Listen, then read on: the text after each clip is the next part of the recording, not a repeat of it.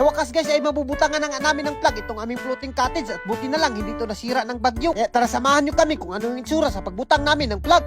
For today's video guys, dahil tapos na nga yung bagyo sa amin, balik na naman kami sa trabaho namin ni Ivy at pupunta nga pala kami ng Tandag dahil tatapusin na namin ang aming floating cottage at dito nga pala kami, magpapalit kami ng mga tila dahil ibubutang namin sa plug. Sa puntong ito nakakita nga pala ako ng tindahan dito na nakapalit ako ng napakadaghang tila at naglibog pa ako kung anong color yung gagamitin ko dahil gusto ko na color, yung colorful talaga. At medyo dugay-dugay na talaga naming plano na butangan itong aming floating cottage ng mga plug dahil maraming followers natin ang nag-request. At siya nga pala guys, nagpalit ako ng yellow dyan at ng orange para mas maging colorful talaga. Siyempre hindi rang orange, pinarisan ko na rin ng pink para mas maging ganda at maging colorful talaga. Nagbayad na nga rin ako dyan para hindi na tayo malangan pa. At siyempre hindi na ako nagpadugay-dugay dyan, dumiretso na kaagad ako dito. At sa pagdiretso ko dito, nagbagot-but ng Asia Ivy dahil sobrang nagugusla ng Asia. Kaya naman sabi ko sa kanya, magsima-sima na lang muna tayo dito sa KFC. At tayo na nga guys, sa sequence naman guys, talagang diet si Ivy, mais lang yung kinakain niya. Pero ako dahil wala akong diet, kaya naman hindi ko papasailuin tong manok na napakasarap naman talaga. At nawawang ako sa bata ko dito dahil hindi pa makakain. At sa puntong ito guys, hindi na tayo nagpadugay-dugay pa. Talagang dumiretso na kaagad tayo sa ating dagat at transisyon na kaagad tayo. Kung nakikita nyo yung mga daanan namin dito guys, parang mining na, gawa ng talagang na landslide yung aming lugar.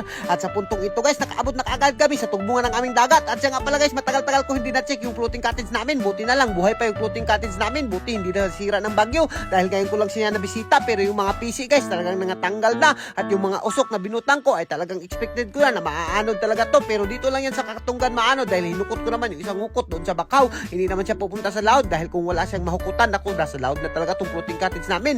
At sa puntong ito guys, hindi ko na talaga pinagadugay-dugay pa dahil gagawa nga tayo ng mga plug dito para mas maging maganda tingnan yung ating floating cottage at para maging resort na talaga to tingnan. At sa puntong ito guys, kawayan lang muna yung i-stick natin, temporary lang naman to at para mas maging maganda talaga tingnan kapag nag-picture-picture tayo dito.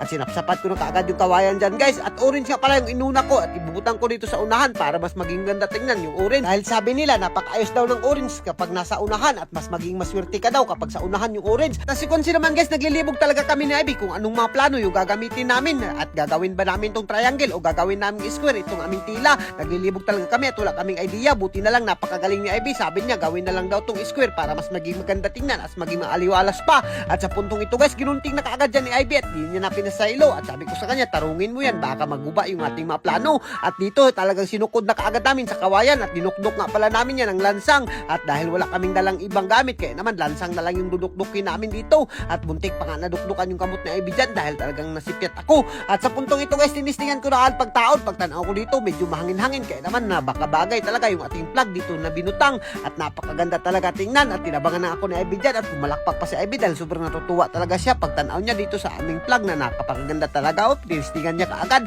Naku, napakaganda na na Ivy. Mas magumanda pa dahil may plug sa likod. At sa puntong ito guys, dinukdok ko na nga rin yung isa. At siya nga pala guys, itong orange lang muna yung itataod namin ngayon dahil medyo inabutan na kami ng hapon dahil hapon na kami pumunta rito. Kaya naman nabangan nyo na lang sa next vlog namin yung magiging resulta nito kapag pinagsama-sama na namin yung mga color na pinalit namin. Kaya naman hanggang dito na lang muna kami. Huwag mo nang kalimutan i-like and i-share para mas marami pa tayong lingaw. Thank you, God bless you all. Mabuhay kayong lahat dyan mga idol. Hanggat gusto nyo.